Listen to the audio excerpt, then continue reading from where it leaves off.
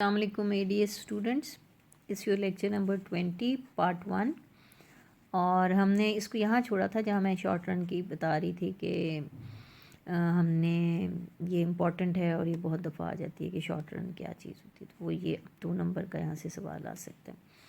अब ये ऐसे में थोड़ा आपको जो परफेक्ट कंपटीशन में इक्विलिब्रियम है उसको पढ़ाने से पहले छोटी छोटी तारुफ कराए जाने के शॉर्ट रन क्या है, परफेक्ट कंपटीशन क्या है, कॉस्ट ऑफ प्रोडक्शन क्या है, रेवेन्यू क्या है, ताकि आगे चल के आप इक्विलिब्रियम का या का कॉन्सेप्ट समझ सकें, तवाज़न का।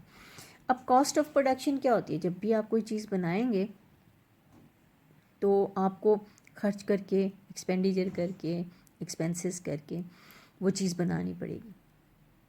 उन सबको आप जमा करेंगे तो कॉस्ट ऑफ प्रोडक्शन आ जाएगी।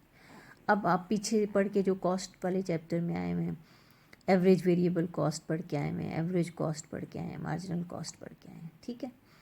अब ये उन्होंने छोटा सा ऐसे होता है, ये आपने लिखने के लिए नहीं है, आपके जब जब सवाल शुरू होगा इक्विलिब्रियम का तो वहाँ से मैं आपको मार्क करवाऊँगी, लेकिन ये आपको मालूम ज़रूर होनी चाहिए। अब परफेक्ट कंपटीशन में रेवेन्यूज़ कैसे होते हैं? आपने total revenue, average revenue, marginal revenue का कॉन्सेप्ट पढ़ा हुआ है। तो परफेक्ट कंपटीशन में कैसे होते हैं वो अब हमारा अब शुरू होने लगा।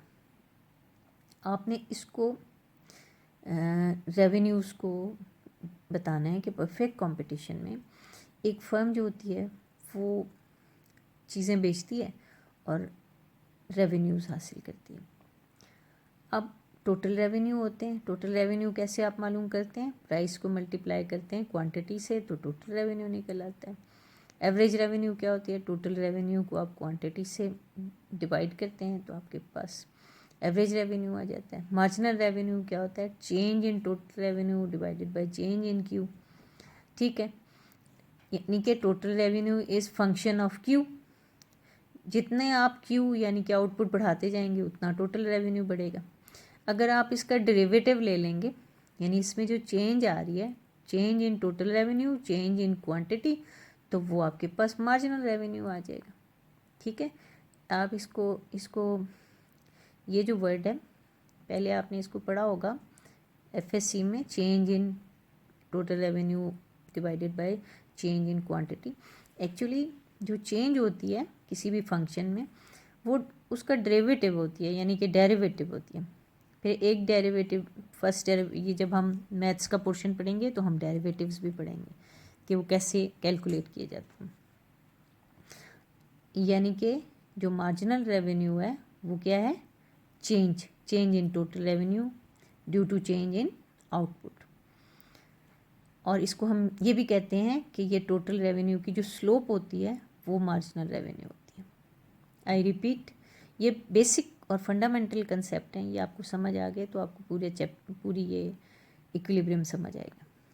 टोटल रेवेन्यू है वो आप प्राइस को क्वांटिटी से मल्टीप्लाई करके हासिल कर रहे हैं। एवरेज रेवेन्यू है टोटल रेवेन्यू को क्वांटिटी से डिवाइड कर रहे हैं।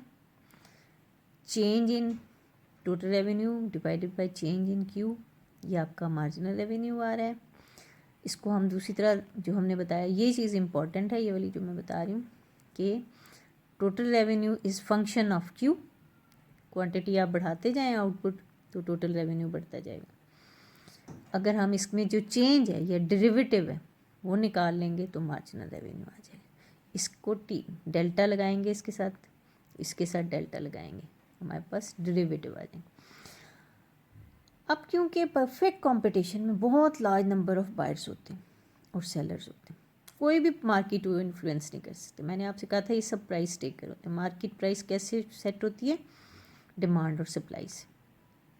अब फर्स्ट कीजिए 10 हो गई है तो हर फर्म 10 प्राइस पे बेच रही। अब फर्म जो है वो चाहे एक फर्म 100 प्रोडक्ट बना के बेच रही है 10 रुपये, कोई 1000 बना के बेच रही है, कोई कितनी बना के बेच रही है, ठीक है। हर फर्म जो प्राइस है वो 10 रुपये ही ले सकी। परफेक्ट कंपटीशन में यही है, ठीक है। इसका मतलब हुआ कि प्राइस, एवरेज रेवेन्यू और मार्जिनल रेवेन्यू बराबर है। P is equal to average revenue is equal to marginal revenue. Under PC यानी perfect competition, a firm is just a price taker it has to sell how much it likes at the price prevailing in the, जो prevailing का मतलब होता है जो market में prevail कर रही है, प्राइस आई हुई है उस पर वो बेचते, जितनी मर्जी बना के प्रोडक्ट बेचते, जितने उसके पास बड़ा प्लांट है, जितनी बड़ी फैक्ट्री है, उस हिसाब से बेचते। रेवेन्यू, अब हमने आपके जो रेवेन्यू कर्व्स हैं ना वो हम बनाते हैं ये थोड़ा सा इंफॉर्मेशन लेके ना हम इसके रेवेन्यू कर्व्स बनाते हैं, ठीक है। तो रेवेन्यू कर्व्स में हमने वहाँ पर बता दिया है कि एवरेज रेवेन्यू और मार्जिनल रेवेन्यू बराबर है। देखें, टोटल रेवेन्यू आपका, आपने एक प्रोडक्ट बनाई 10 रुपये लगे, दूसरी लगाई 20 लगे, तीसरी बनाई 30 रेवेन्यू आपको हासिल हुआ, 4 किया तो 40 हासिल हुआ, 5। आप इनमें एवरेज रेवेन्यू कैसे करते हैं, टोटल को आपने 1 पे डिवाइड किया 10, 20 को 2 पे किया 10, फिर 30 को 3 पे किया 10, फिर आपने इसमें से 20 में से 10 निकाला, चेंज निकालेंगे तो आपके पास मार्जिनल रेवेन्यू भी 10 आ रहा है। अब आपके पास एक हॉरिजॉन्टल लाइन आ रही है 10 पर, ये सारी, ये price is equal to AR is equal to MR, ठीक है। और टोटल रेवेन्यू आप जो है ना उसको ऐसे ड्रॉ करते हैं इसके अगेंस्ट 1 2 3 4 5, ये देखें डॉट्स लगाएंगे तो आपके पास आ जाएंगे। ये शॉर्ट क्वेश्चन आ सकता है कि रेवेन्यू कर्व्स कैसे होते हैं परफेक्ट कंपटीशन, ठीक है। तो रेवेन्यू कर्व ऐसे होते हैं, देख रहे हैं, एक बिल्कुल हॉरिजॉन्टल है और टोटल रेवेन्यू का राइजिंग है। अब फर्म का इक्विलिब्रियम कहाँ होता है, आपने जब पिछले सफ़े पर जब आपने पढ़ा है ना कॉस्ट, ठीक है, ये आपने बताया परफेक्ट कंपटीशन, नहीं ये वाला नहीं है, ये कॉस्ट ऑफ प्रोडक्शन, ठीक है, आपने ये बताया, फिर ये बताया, उससे आपके ये रेवेन्यू कर्व आ गया। तो ये जहाँ से यहाँ ये जो शुरू होना है ना रेवेन्यूज़, ठीक है, रेवेन्यूज़ से आपका सवाल का जवाब शुरू होगा जब आप इक्विलिब्रियम बताएंगे ऑफ फर्म, ठीक है, under perfect competition, under PC,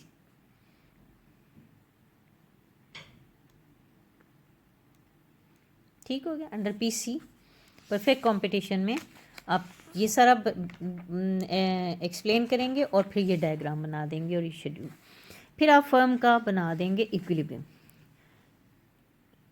अब फर्म का इक्विलिब्रियम आपने बनाया, उसमें हमने कहना है कि अब एक फर्म जो है उसको तो प्राइस तो मिल गई 10 रुपये, अब वो उसने कहाँ पर आउटपुट प्रोड्यूस करेगी कि उसका प्रॉफिट मैक्सिमाइज हो जाए, या उसके अगर लॉसेस हो रहे हैं उससे तो वो कम से कम हो जाए। If it has to face losses, कि वो फर्म ऐसे काम करे कि मैक्सिमाइज कर सके प्रॉफिट, अगर लॉसेस हो रहे हैं तो उन्हें मिनिमाइज कर सके। अब वो फर्म जो है वो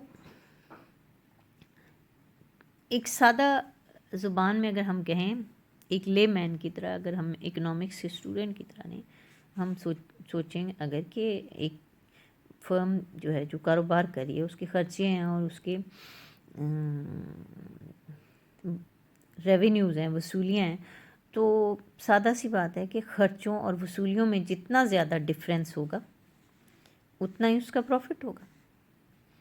वसूलियाँ जितनी वो बढ़ा लेगी और कॉस्ट जितनी वो घटा लेगी, तो उसका दोनों का डिफरेंस जितना ज़्यादा होगा तो इक्विलिब्रियम होगा वहाँ पर।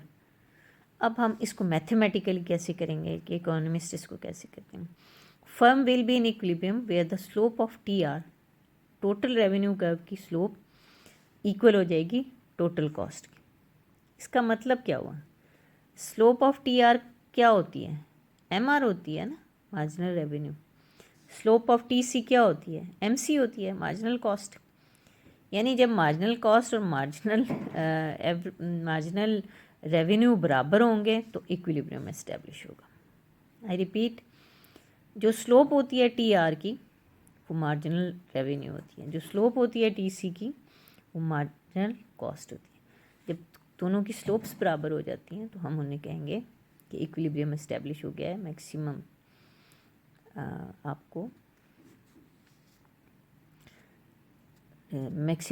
आपको फ़ायदा हो रहा है।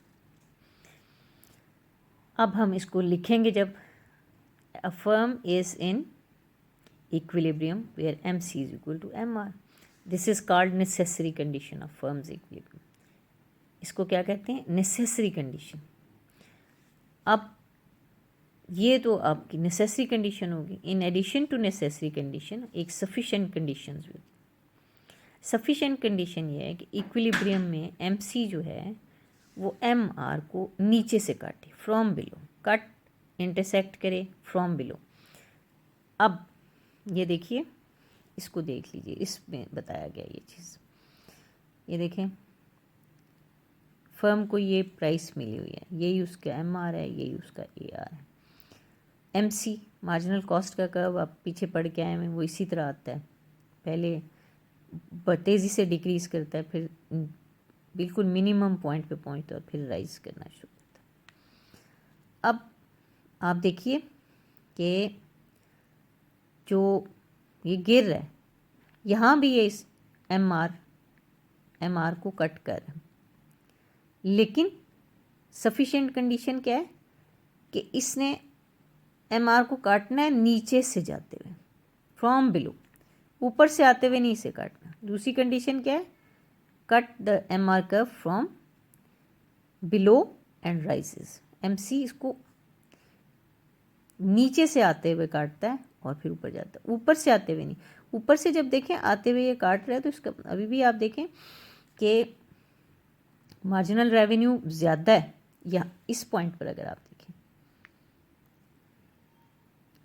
मार्जिनल रेवेन्यू ज़्यादा है, मार्जिनल कॉस्ट कम है, तो वो कहेगा कि मैं और ज़्यादा प्रोडक्शन कर सकता हूँ। यहाँ पर भी मार्जिनल कॉस्ट कम है, फिर यहाँ पर मार्जिनल रेवेन्यू ज़्यादा होता जा रहा है, यहाँ पर ज़्यादा होता जा रहा है, यहाँ पर ज़्यादा होता है, वो बढ़ाता जाएगा जब तक कि वो इसको कट करके ऊपर नहीं जाता।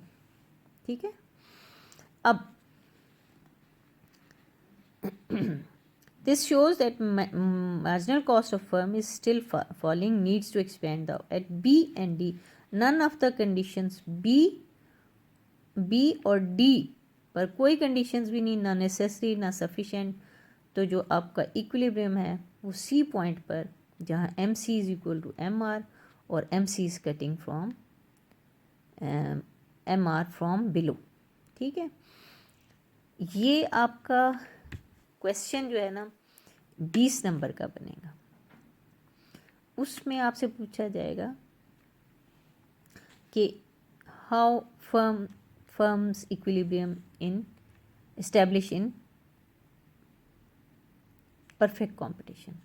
तो आपने इसी तरह बिल्कुल ये जो पहले थोड़ा सा बताया गया, ठीक है, ठीक है, परफेक्ट कंपटीशन को थोड़ा सा बता देंगे जिस तरह इन्होंने बताया, फिर शॉर्ट रन को बिल्कुल छोटा सा बता दें और कॉस्ट ऑफ प्रोडक्शन को बताएं, और फिर ये रेवेन्यू कि आपको पता है कि एवरेज रेवेन्यू और मार्जिनल रेवेन्यू बराबर हैं और इज इक्वल टू प्राइस। फिर आपने शेड्यूल और डायग्राम बनानी है और फिर आपने ये बनाना है। ठीक है, कि नेसेसरी और सॉरी सफिशिएंट कंडीशन बता दें। लेकिन जो आपके पास इसके साथ वो एसोसिएट करेंगे सवाल, वो होगा कि ये इस वाली शेप की जो different possibilities of firm's equilibrium under perfect competition, ये आप देख रहे हैं कि ये कितना ज़्यादा आया हुआ है, और बेसिकली ये बहुत ज़्यादा आने का चांस होता है। इक्विलिब्रियम आपको समझ आ गया, तो उसके बाद इस इक्विलिब्रियम की मुख्तलिफ़ शक्लें हो सकती हैं, मुख्तलिफ़ पॉसिबिलिटीज़ कि ऐसे भी हो सकता है, ऐसे भी हो सकता है, ऐसे भी हो सकता है, वो उसको साथ मिला के आपके देंगे। Thank you.